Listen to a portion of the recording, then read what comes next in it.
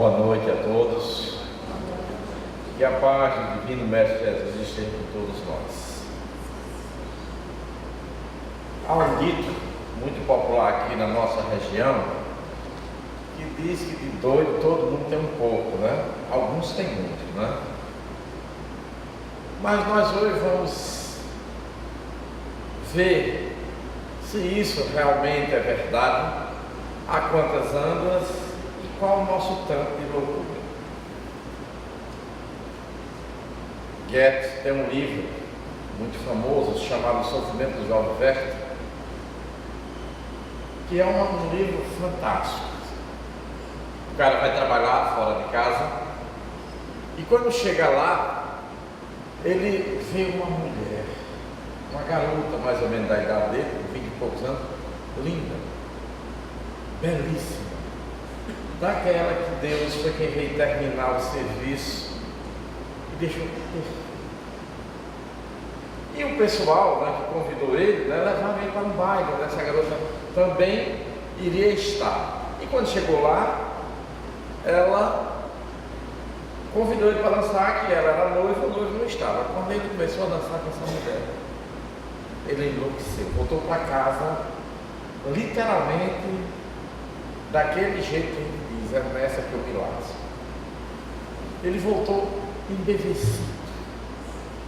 E ele começou a escrever cartas para um amigo dele, contando dessa paixão avassaladora, daquelas que a gente não deve desejar nem para o pior inimigo. Porque paixão é um bicho terrível, não é?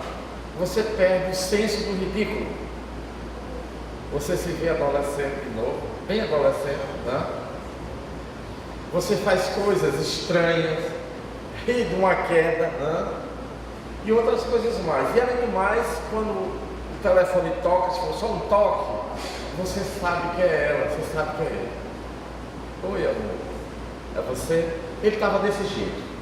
E ele vai escrevendo essas cartas, mas só que ele descobre que ela já está na iminência de casar, e quando o noivo chega, ele torna-se amigo do noivo e começa a frequentar a casa. E cada vez que ele vai lá, ele voltava assim, aquela minha.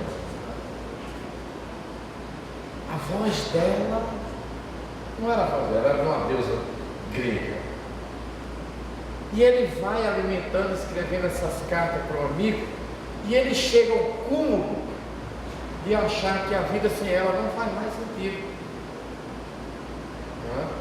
E ela casa, e ele começa a frequentar, ainda continua frequentando a casa dela, uma moça de família, muito bem apessoada, muito bem educada, né? Conversa com ele e se afeiçoa ele enquanto amigo. E um belo dia, o marido dela viaja, né? E ele vai ter com ela. Quando vai ter com ela, ela tocava o piano, os dois lá, e ele sorrateiramente foi até ela, pegou a mão. Quando ele pegou aquela mão, aquele fogo avassalador da paixão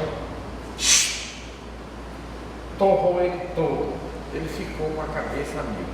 Ele abraçou-a e deu um pequeno beijo nela. E ela afastou, disse, não, que é isso? Aí ele se despediu dela, dizendo que não iria mais retornar ao convívio. Escreveu uma carta para ela, contando esse amor louco por ela, né? Mesmo sabendo que ela não podia corresponder, mas tinha certeza que ela o amava. E ele prepara-se para o ato final. E que vale a vida sem ela? Não é melhor morrer?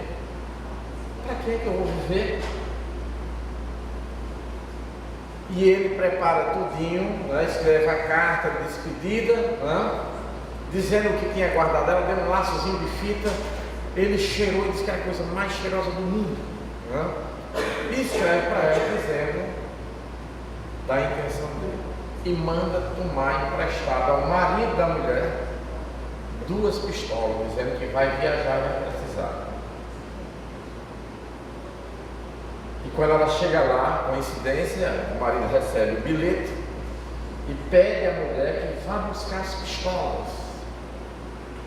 E ela, pela cena do abraço que tinha ocorrido, ela já sabia mais ou menos a intenção dele. Então ela entregou em prantos, literalmente, escondendo para que o marido não visse, ela entregou as armas. E assim ele procedeu.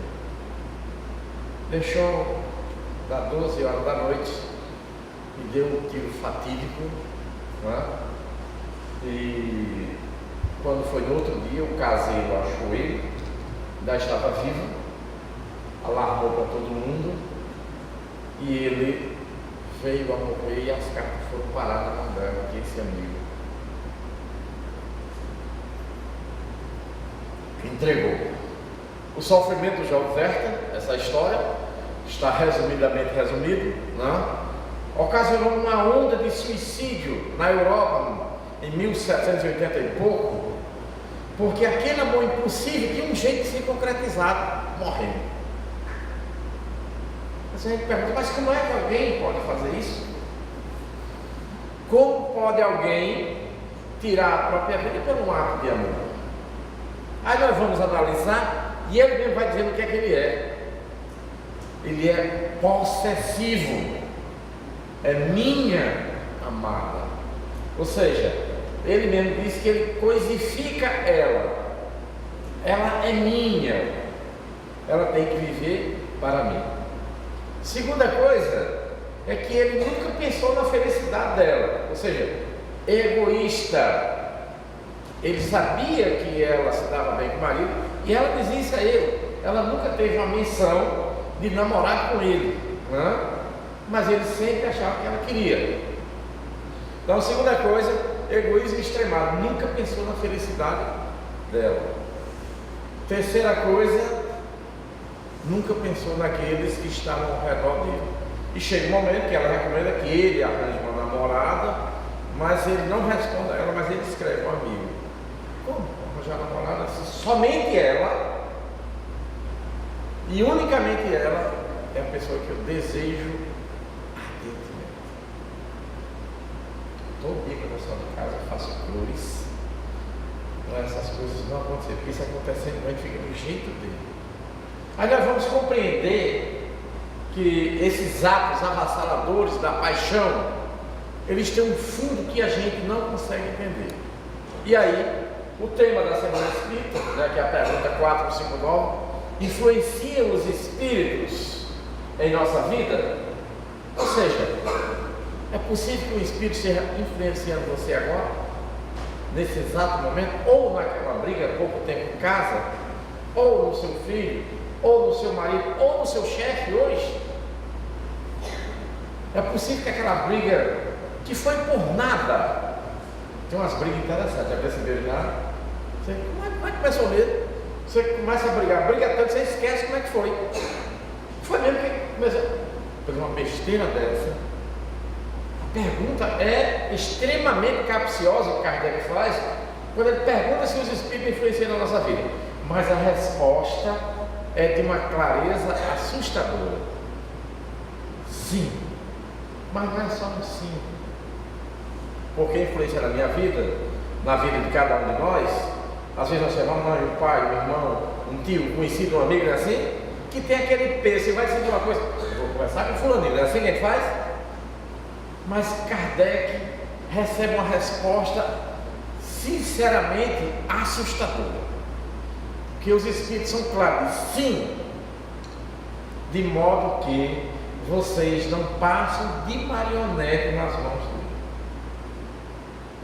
Isso quer dizer que a maioria dos nossos atos talvez não sejam nossos, notadamente na área do desejo.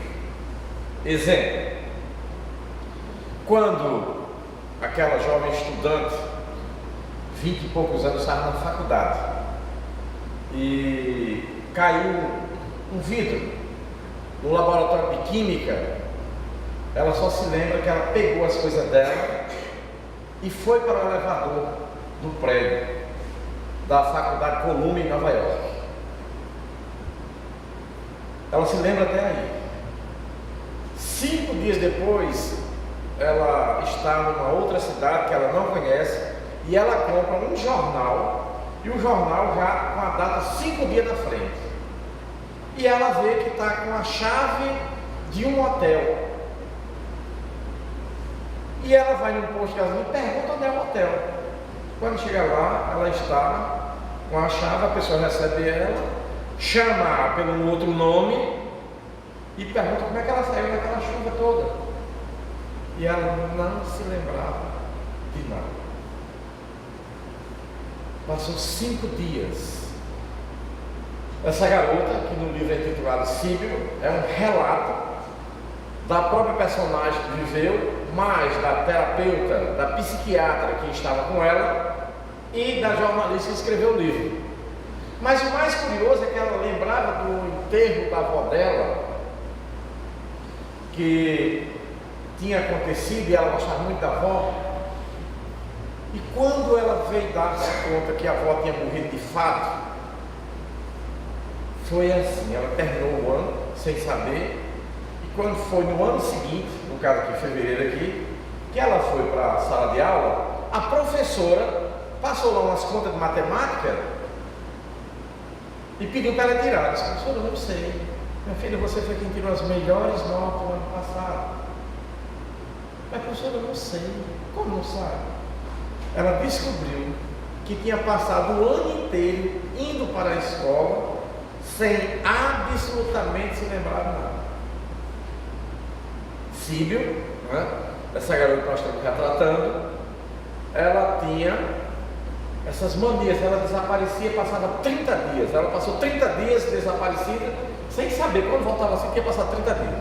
Ela apareceu num quarto de hotel, com roupas que não eram dela, né? Com telas de desenho que ela não desenhava,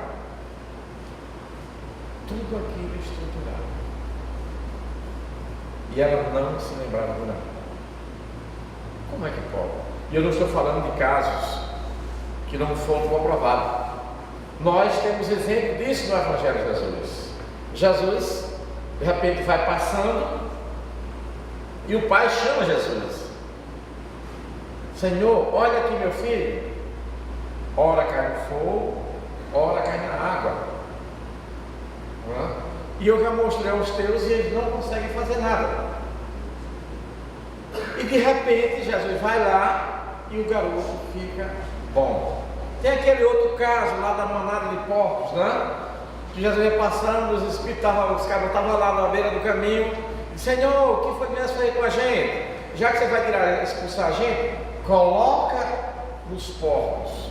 E a manada de porcos saiu, se precipitou lá, e Jesus não pôde mais entrar na cidade porque deu prejuízo ao pessoal que lidava com os porcos.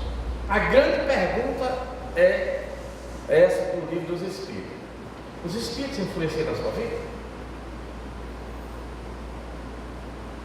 Se sim, quem é que está fazendo as coisas? Quem é que está seguindo o seu destino?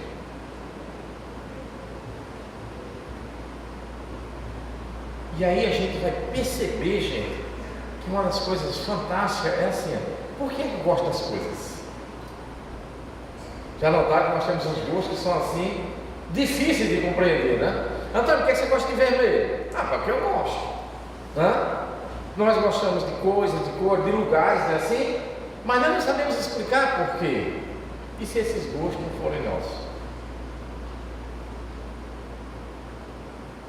E se formos o caso que a Hermínia Miranda trata no livro dele, Condomínio Espiritual, o menino teve um desmaio com 4 anos.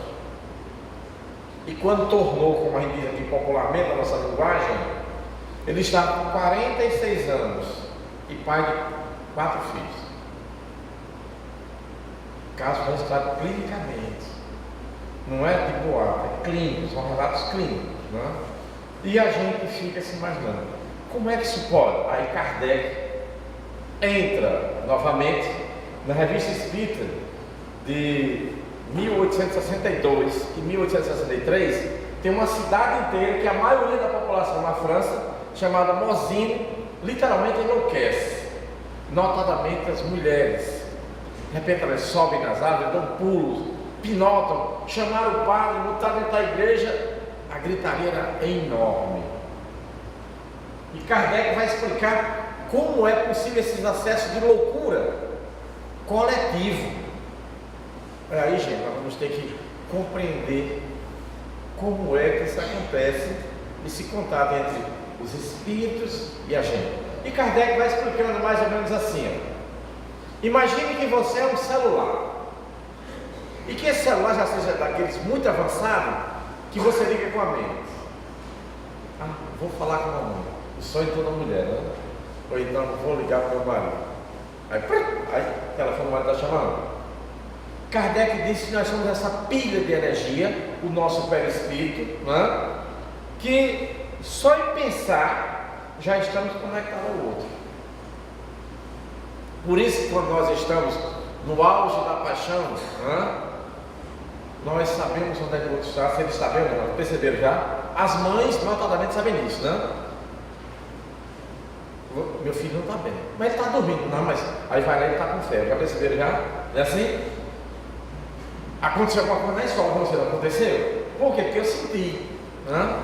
Ou seja, nós somos esse telefone que não precisa piscar para que você possa estar em conexão comigo. E ele disse que o nosso perispírito, embora a gente esteja encarnado, ele se comunica com o de cada um. Por isso que a gente tem aquelas sensações de que quando estamos em alguns ambientes, a gente não se sente tão bem, né? Assim, a gente se sente incomodado. O casal brigou, terminou de brigar, chega lá, está todo mundo rindo, mas você sente que tem algo pesado no ar. Né?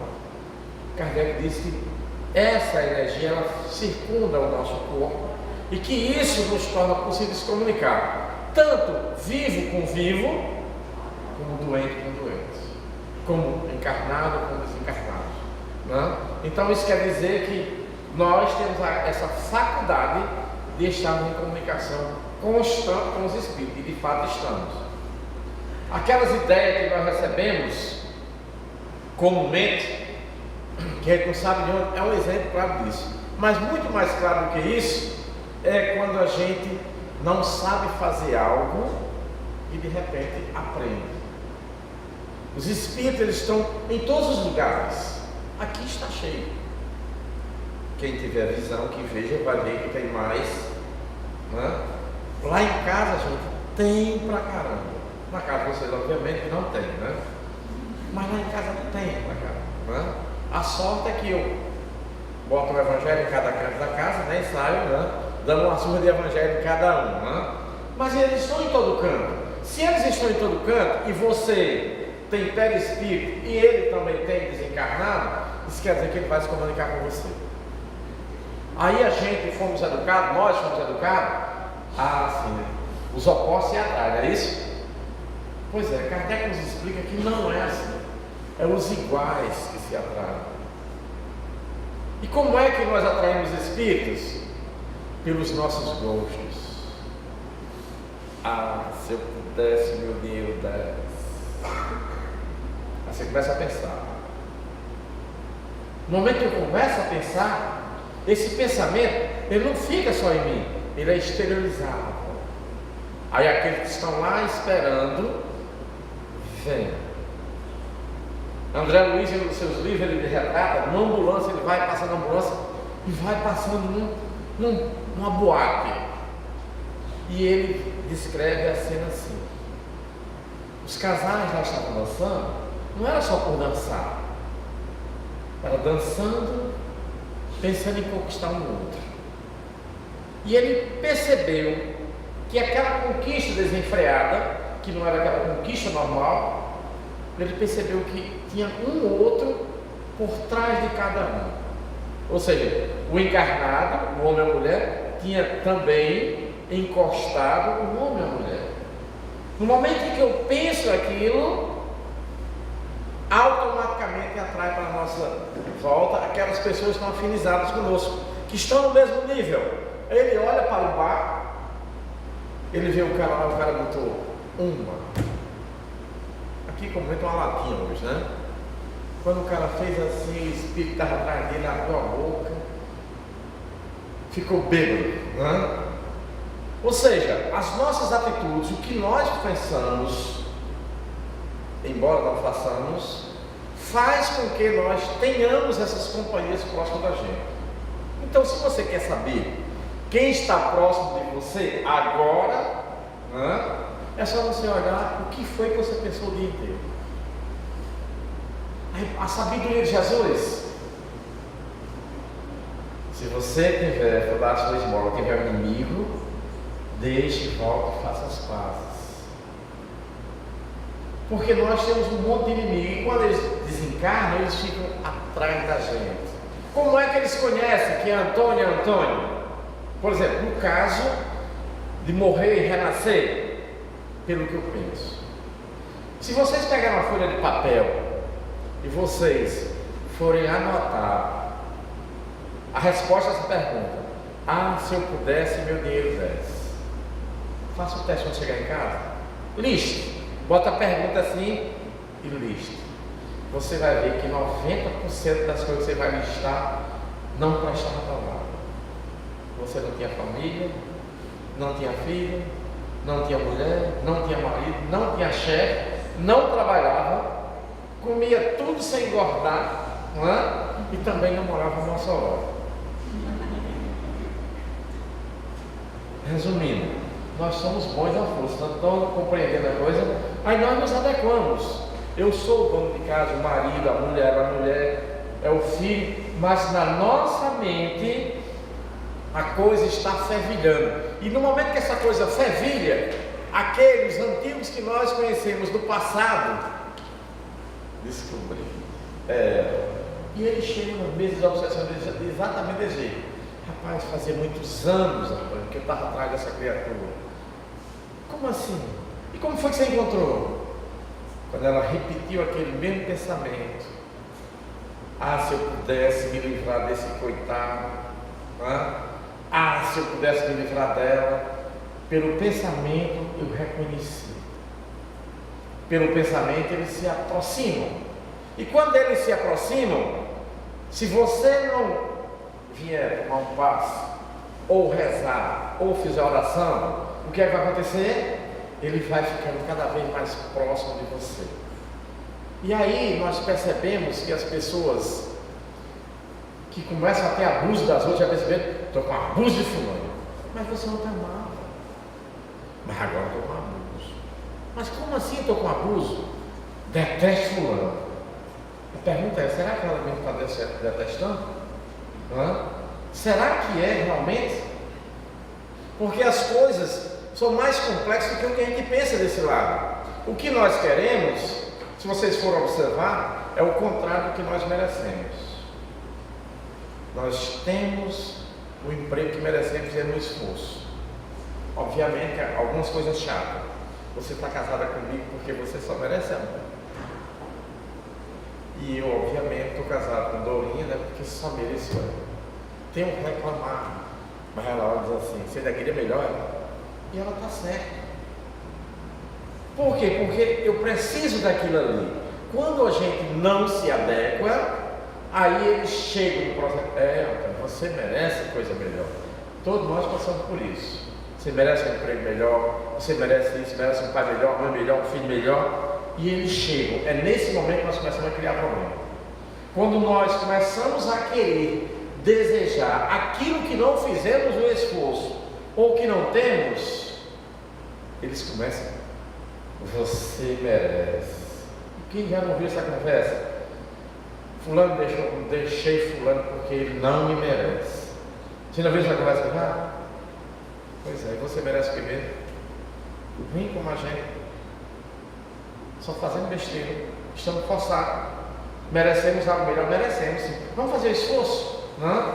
Mas não, aí é nesse momento que você começa a perceber que você merece algo melhor, aí você começa a sofrer a proximidade. Eles começaram influenciando, agora eles não já estão mais influenciando não, agora eles já estão tentando apossar-se de você. E aí surge, se você não for essa pessoa que tem um equilíbrio para você tomar conta da sua vida, eles vão lá e tomam. Exemplo, primeiro passo: a depressão.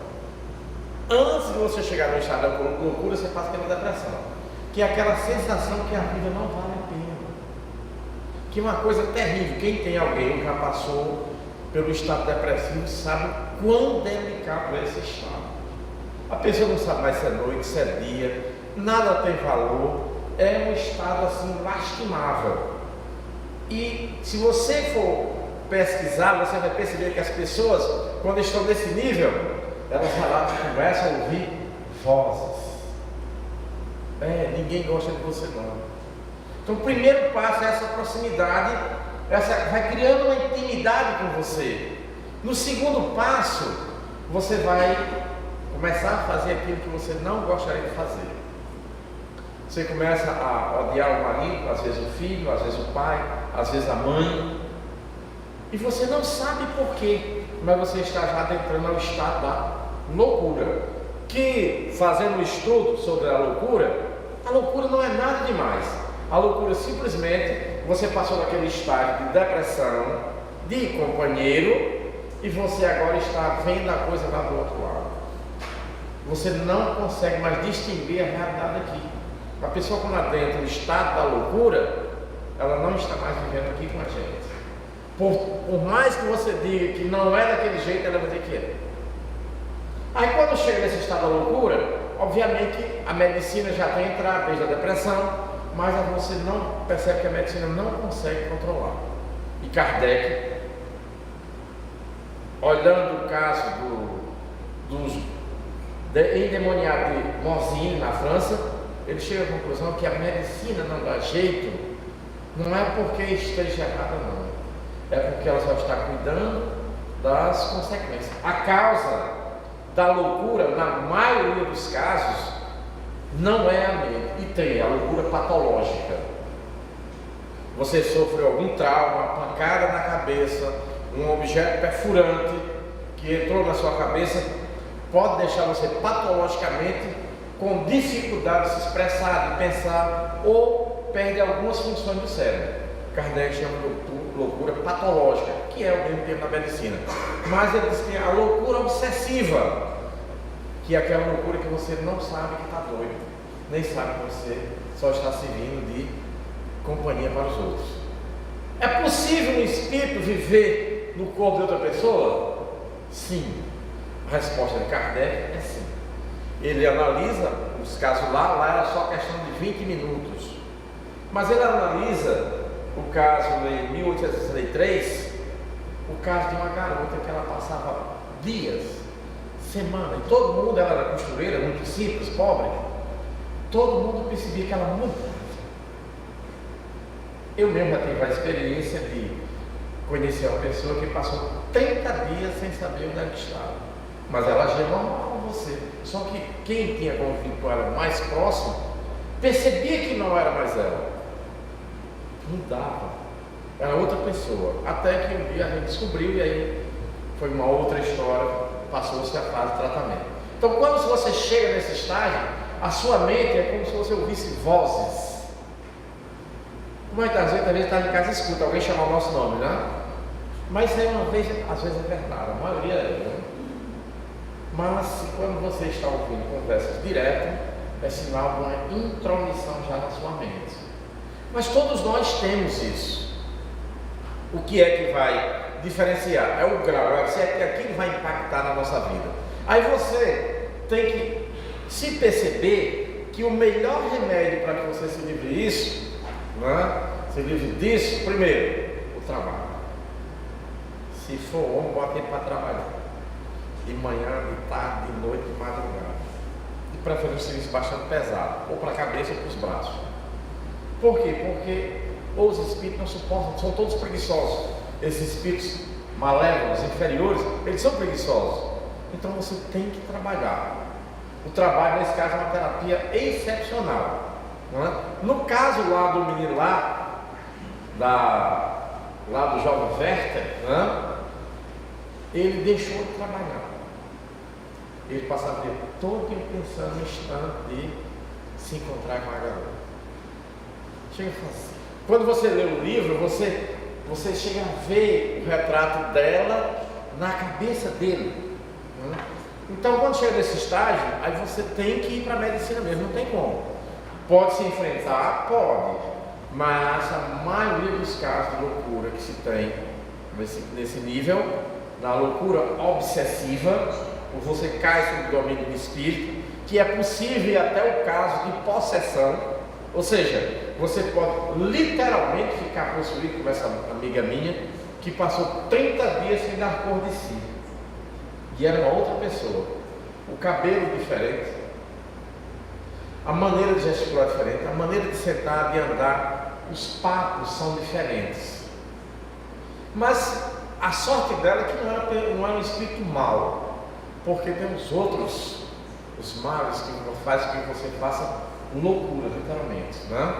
E aí nós vamos entrar num outro livro também, de 2 médicos que atenderam uma senhora jovem, casada com uma pessoa da Marinha Norte-Americana, e o marido trabalhava fora e ela ficava em casa, tinha uma filha.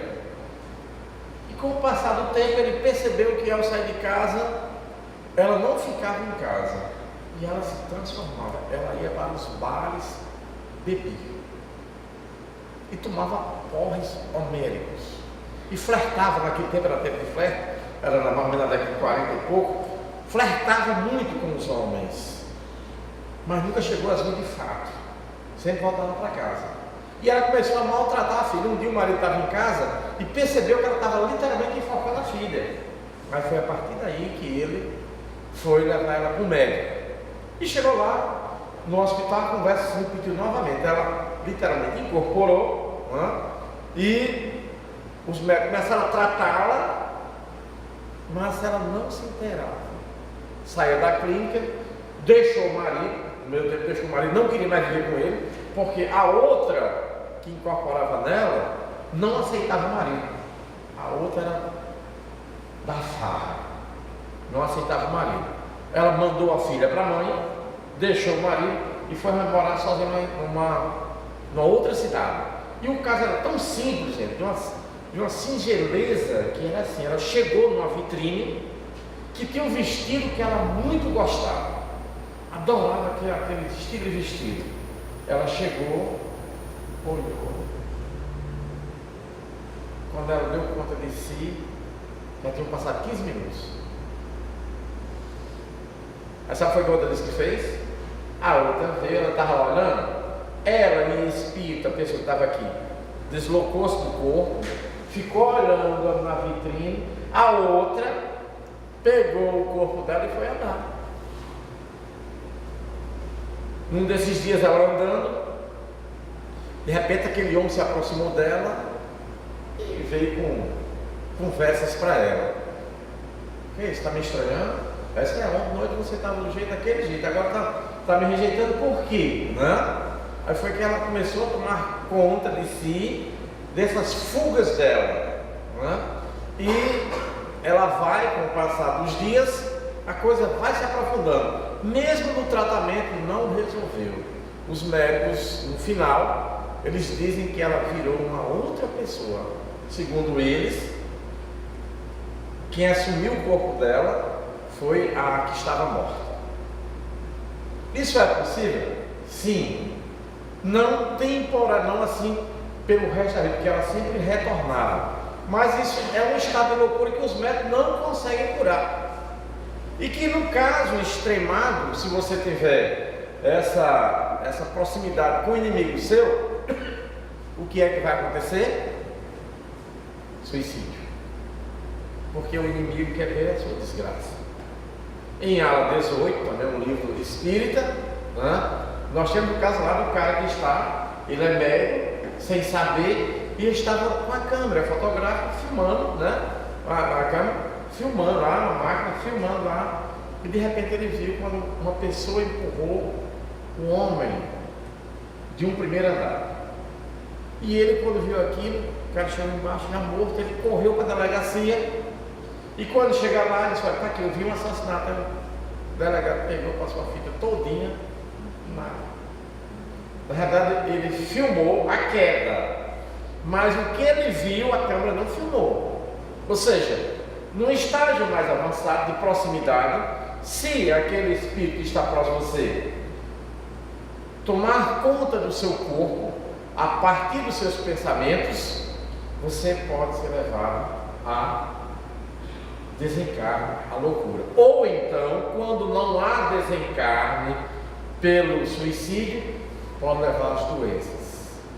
Temos estudado bastante isso ultimamente e temos visto que algumas doenças que os médicos não conseguem resolver, onde aquele diagnóstico comum, aquela medicação comum não resolve, geralmente tem um componente espiritual. Aquele espírito doente, ao se aproximar de você, se pluga na sua mente e transmite para o seu corpo físico a doença. Você vai desencarnar do mesmo jeito. E às vezes você vai ser levado à droga, à comida em excesso, né? À bebida. É por isso que quem bebe tem a maior dificuldade de deixar de beber, porque não é mais ele que bebe só, né? Porque Paulo já nos alertava isso de uma outra maneira. Paulo, ele vivia em comunhão tão grande com Jesus, que ele chegou no final a dizer: olha, já não sou mais eu que vivo, mas o Cristo que vive em mim. E alguns de nós já não somos mais nós que vivemos, mas sim os espíritos do outro lado que vivem com a gente. Isso é comum, notadamente que nós temos um passado que não é muito salutar, todos nós. Se você for pegar a história, né, aquele tempo da escravidão, por ali, de lá para cá, só dali para cá, aqueles personagens éramos nós. E você sabe que nós não somos boas missas, como digo Matuto, né? Você sabe que nós temos aquela famosa característica: eu sou bonzinho, mas se pisar meus calos, eu viro bicho. Na verdade, você não vira bicho, que a gente não vira bicho. Você já é bicho vestido de gente, né?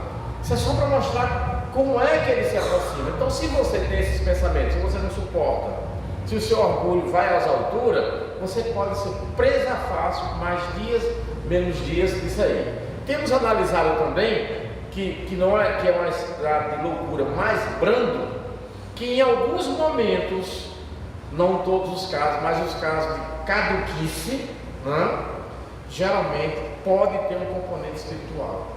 A pessoa está tão velha que o espírito já está mais fora do corpo do que dentro, e alguém pode chegar e se aproximar. Jesus, novamente, nos deu uma receitinha para isso. Perdoar não 7, mas 70 vezes 7. Como me livrar? Perdoando aqueles que nos feriram. E como é que eu posso hoje não ser vítima disso? Se adequando à vida. Se você é pobre, faça tudo para ser rico, mas deixa o orgulho em paz. Porque a gente é assim: eu sou pobre, mas sou orgulhoso. Gente, pobre tem orgulho de quê? De que é bem, não tem. Você já é pobre, não tem nada, tem orgulho de quê? Esse é o pior orgulhoso, é o pobre, porque não tem que orgulho e tem, né? Então, por aí você tem como é que nós somos, e como é fácil esses espíritos chegarem perto da gente, porque eles são maioria. Em 1953, 57, quando Emmanuel fez o censo, que dá uma informação para a gente, quando a humanidade era metade do que é hoje, 3 bilhões e meio de pessoas, existiam lá do outro lado 35 bilhões de espíritos, quase 10 vezes mais. Isso quer dizer que eles estão em toda parte, são mais do que a gente. E aqueles que não vieram estar conosco, encarnados, na condição de marido, de mulher, de filho, de pai, de mãe, eles vão estar à nossa volta, espreitando-nos, esperando que a gente fale para que eles se aproximem e peguem uma oportunidade. Então, eles influenciam de tal maneira a nossa vida que nós temos que escolher o lado. Não é mais questão de escolher ficar só, porque não é possível. Ninguém vive só. Viver só é a maior ilusão, tanto psiquicamente como fisicamente. A lei do universo é comunhão. Então você não tem a opção de você não ter espírito próximo de você.